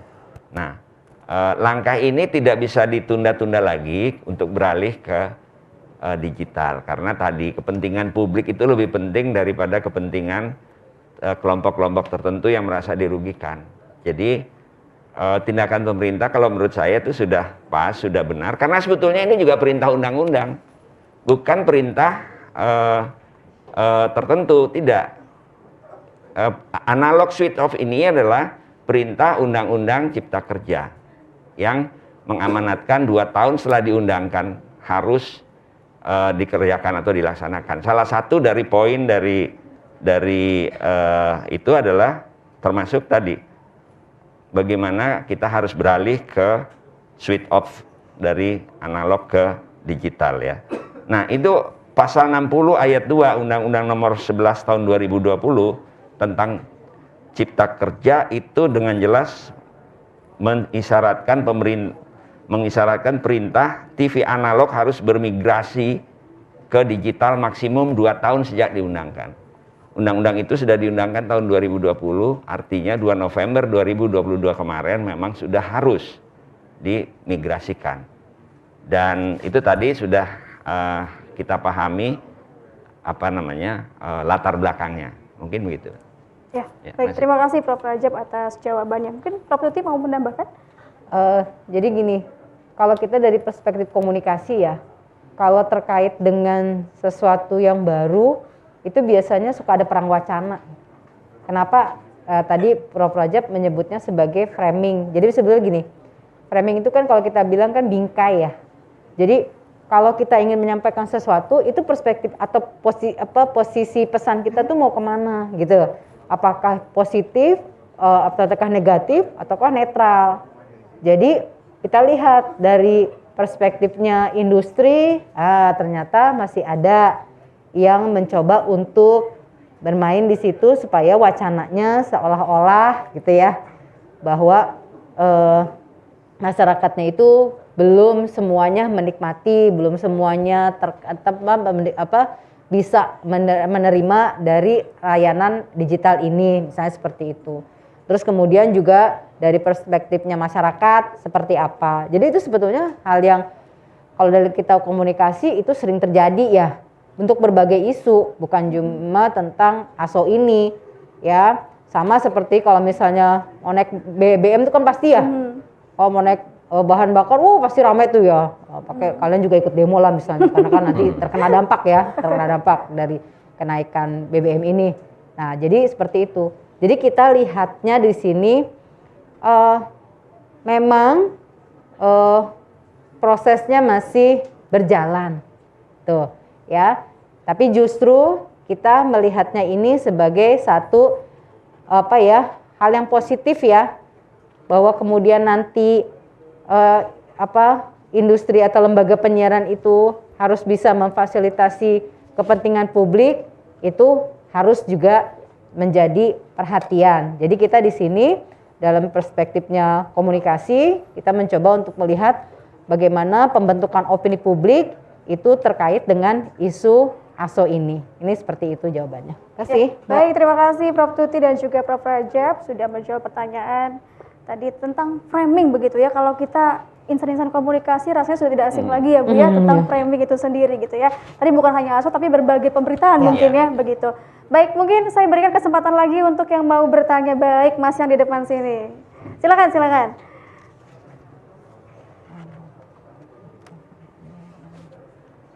Ya, kalau saya lihat ini mahasiswa komunikasi ya. Betul ya. Oke.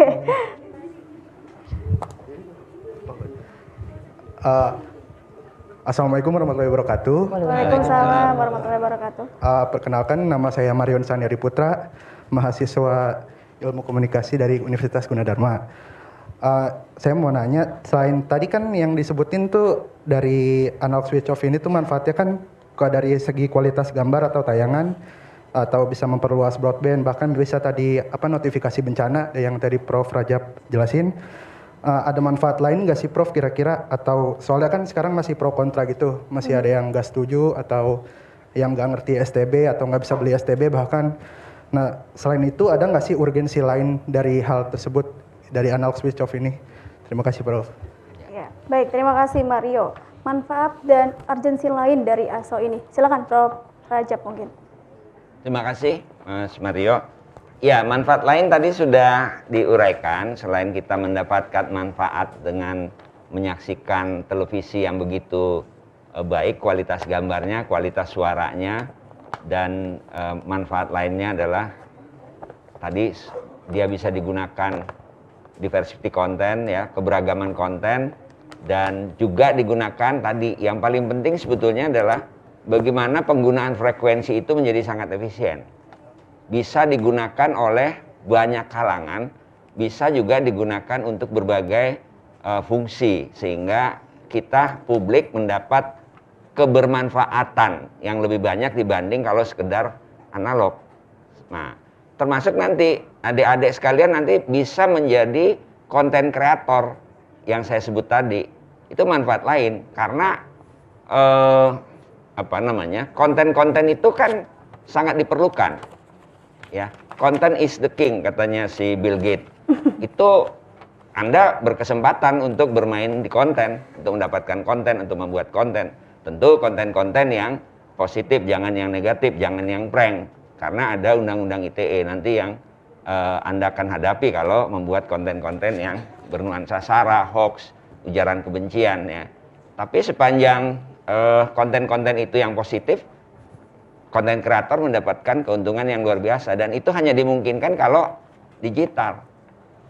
Ya, Ghazali mungkin Anda tahu ya, Ghazali. Tahu ya? Dia hanya men-selfie-selfie mukanya dari tahun 2000 berapa? 2018 sampai 2000 berapa. Dia milioner dapat duit. Itu dimungkinkan karena ada teknologi digital. Ya kan? Nah, seperti itu. Jadi banyak manfaat yang bisa diperoleh, terutama konten-konten kreator dalam membuat konten-konten yang mengisi tadi multiflexing. Ya. Nanti juga akan tumbuh production house, TV-TV digital yang berbasiskan YouTube dan seterusnya ya. Sekarang kan nggak perlu harus punya stasiun televisi. Anda bikin podcast, nah podcast itu semuanya kan berbasiskan digital. Hanya mungkin terjadi kalau adanya digitalisasi ya. Nah, jadi banyak sekali manfaatnya lah. Lebih banyak manfaatnya daripada mudaratnya kan gitu kira-kira ya. Ya. Baik, terima kasih Prof. Rajab. Lebih banyak manfaatnya dibanding mudaratnya begitu ya. Baik, mungkin Prof. Tuti? Ya, sedikit menambahkan aja. Tadi sebetulnya di slide ada saya menampilkan bahwa kalau tadi dari perspektif frekuensi ya, satu frekuensi itu bisa 12 stasiun TV. Itu kan banyak ya. Jadi gini, kalau kita bicara tentang teknologi analog, sebetulnya perspektif gini, satu teknologi itu satu fungsi. Jadi kita misalnya gini, televisi ya udah nonton TV aja, radio ya udah buat denger aja. Kalau sekarang kan masa eranya tuh era digital, di mana sifat dari teknologinya konvergensi. Jadi di dalam satu teknologi itu banyak hal yang bisa terbawa atau bisa dimanfaatkan atau fungsinya bisa menjadi saling melengkapi. Itu era yang terjadi sekarang. Jadi kalau tadi misalnya dibilang bahwa frekuensi ini untuk apa aja? Bisa untuk banyak hal. Jadi karena bisa makin memadatkan stasiun televisi penyiaran, berarti kan ada ketersediaan lain untuk bidang lain. Internet itu kan pakai frekuensi. Ya. Jadi sekarang memang eranya multiplatform. Bagaimana satu siaran atau satu layanan itu bisa menampilkan banyak hal. Sekarang gini deh, kita kan punya rata-rata ya sekarangnya udah kayaknya udah lumrah ya. Kita punya berlangganan, ya kan? Di berlangganan kita kan paketnya banyak banget ya. Kan kita nggak cuma berlangganan TV. Di situ kita berlangganan internet. Plus lagi kita tambahin alat atau teknologi yang bisa untuk WiFi, ya kan? Ada lagi untuk yang lainnya misalnya. Layanannya tuh kita sering banget tuh ditawarin tuh ya sama provider pelayanan yang ngasih perusahaannya ya. Bentar-bentar ditelepon, mau nambahin ini enggak, mau nambahin itu enggak gitu ya. Ya kita aja sibuk belajar ya, jarang di depan TV ya. Tapi ya itulah yang sekarang terjadi. Ya. Dan kalau memang kita punya anggota keluarga yang memang di rumah kan buat mereka itu hiburan. Gak usah keluar tapi itu bisa di dalam rumah aja teknologinya bisa memuaskan berbagai kebutuhan. Nah, untuk kegiatan ekonomi, nah ini juga bisa difungsikan dengan ISO ini. Kan broadbandnya bisa tersedia, ya. E-commerce, aduh bener-bener deh teman-teman ya. Kalau misalnya kita lihat ya, IG mana yang gak jualan? Rata-rata IG jualan. Ya, saya juga kadang-kadang seneng ya, hiburan juga yang lihat model apa nih yang lagi terbaru, hijab apa nih yang lagi tren gitu ya. Atau gegayaan orang apa sih yang lagi banyak disenangi misalnya. Ya kan? Ini yang terjadi sekarang. Era konvergensi ini memungkinkan hal itu. Ya, multi-platform itu yang kemudian terjadi. Ya. Dulu kita susah ya mau jadi penyiar ya. Ya, susah mau praktek. Ya, sekarang streaming. Teman-teman nggak usah izin ini ya karena memang frekuensinya ada. Ya kan? Tinggal berlangganan, punya web sendiri bisa live. Ya enggak? Nah, itu yang terjadi sekarang. Cuma masalahnya adalah digital creativity. Ini yang menjadi salah satu hal yang akan membedakan teman-teman yang belajar secara khusus, ya, teori, konsep, praktek, dengan yang belajar atau praktek-praktek sendiri. Harusnya itu. Karena ini profesi kedepannya seperti ini yang terbuka lebar, terbuka luas. Bagaimana kita bisa mengisi frekuensi ini yang sudah disediakan oleh pemerintah dengan kreativitas yang baik, yang bisa nanti menjadi karir profesi yang di kemudian hari, bukan sekedar tampil dibayar, ya. Tapi apa sih yang mungkin untuk pengembangan profesi dan juga kebermanfaatan keilmuan kita untuk orang banyak, ya. Mungkin itu yang akan menjadi hal yang harusnya serius ya dibahas di dalam kelas atau perkuliahan, ya. Jadi seperti itu. Baik. Ya, baik, terima kasih Prof. Tuti dan juga Prof. Rajab. Jadi dikatakan Prof. Tuti bahwa sekarang ini era multi platform, era konvergensi. Jadi satu layanan ini bisa menampilkan banyak hal. Tapi bedanya apa tadi? Digital creativity ini challenge buat adik-adik mahasiswa mungkin yang ingin menjadi seorang content creator begitu ya. Bagaimana membuat sebuah konten yang tidak hanya menarik tapi juga edukatif dan berkualitas seperti itu ya Prof ya. Baik, saya sebenarnya masih mau memberikan kesempatan, tapi ternyata waktunya sudah habis. Jadi mohon maaf, mungkin bagi para peserta seminar yang ingin nanti bertanya bisa ke email begitu ya Prof ya? Bisa ke email Prof. Rajab dan juga Prof. Tuti. Baik, para pemirsa dan juga para peserta seminar hari ini, sebelum mungkin kita menutup sesi seminar hari ini, saya memberikan kesempatan kepada Prof. Rajab dan juga Prof. Tuti untuk memberikan closing remark-nya. Silakan mungkin Prof. Rajab. Baik, terima kasih. Ya, mungkin salah satu manfaat terbesar adalah dengan analog switch shop ini adalah kita publik bisa mendapatkan keuntungan. Karena frekuensi itu adalah milik kita, frekuensi itu milik publik. Jadi harusnya memang digunakan untuk sebesar-besarnya kemakmuran rakyat untuk kita semua. Jadi kita bisa bermanfaat dan mendapatkan konten yang sesuai dengan harapan kita, dan kemudian kita juga bisa berkarya di situ. Mungkin itu dari saya. Baik, terima kasih Prof. Rajab. Kita berikan tepuk tangan dulu untuk Prof. Rajab untuk hari ini. Baik. Dan silakan Prof. Tuti, closing remark-nya. Untuk penutup, saya menggarisbawahi bahwa di era ICT ya, Information Communication and Technology, itu sudah merambah ke semua aspek kehidupan kita, baik yang personal maupun yang umum. Ini merupakan satu tantangan baik untuk pribadi, profesi, juga dalam bermasyarakat. Ini harus kita bisa manfaatkan untuk kebaikan. Tentu saja hal negatif bisa muncul atau menyertai satu perubahan.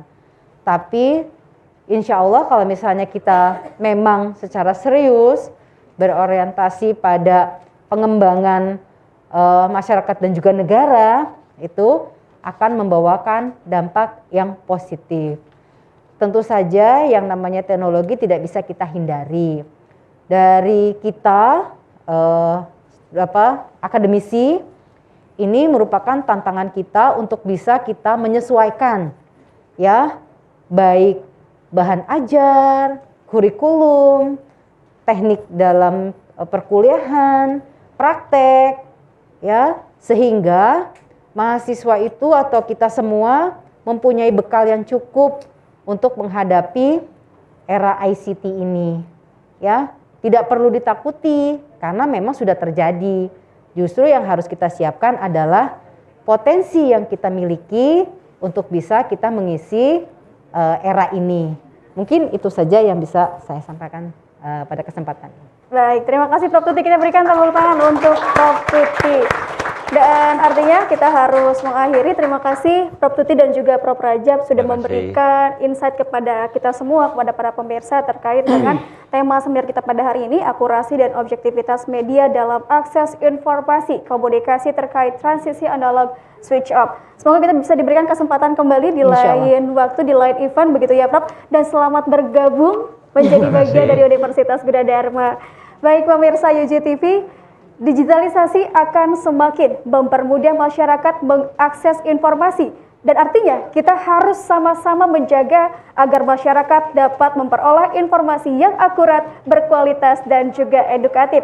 Saya Sri Wahyuni selaku moderator pada seminar hari ini mengucapkan terima kasih kepada para pemirsa dan seluruh peserta seminar, baik mahasiswa S1 dan S2 Komunikasi, dosen-dosen Universitas Gunadarma, dan tentunya pemirsa setia UGTV, terima kasih banyak. Semoga bisa mendapatkan insight dari seminar hari ini. Saya kembalikan kepada MC, silakan.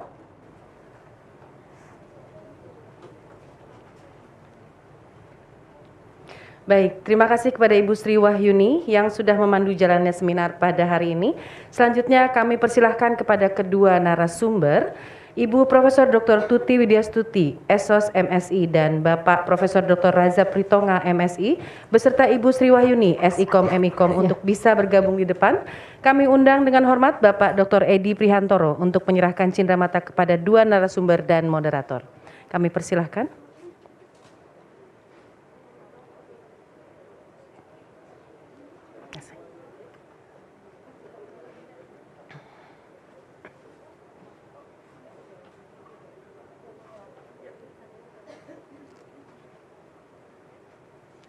Ya, untuk yang pertama bisa diberikan kepada Ibu Profesor Dr. Tuti Widyastuti.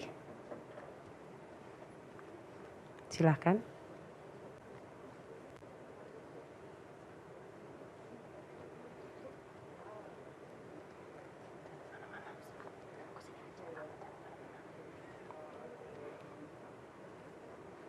Ya, boleh tepuk tangannya Bapak Ibu.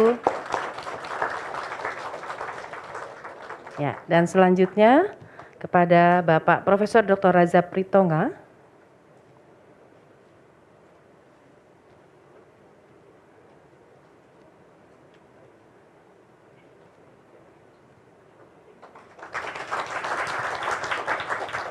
Ya, satu lagi bingkisan yang akan diberikan kepada Ibu Sri Wahyuni.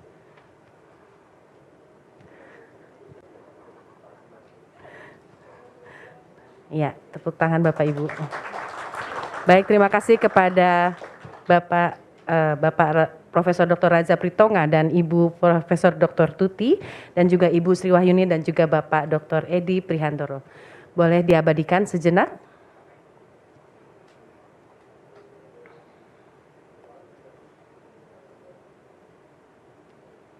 Ya, baik, terima kasih. Kami persilakan untuk kembali ke tempat duduk semula.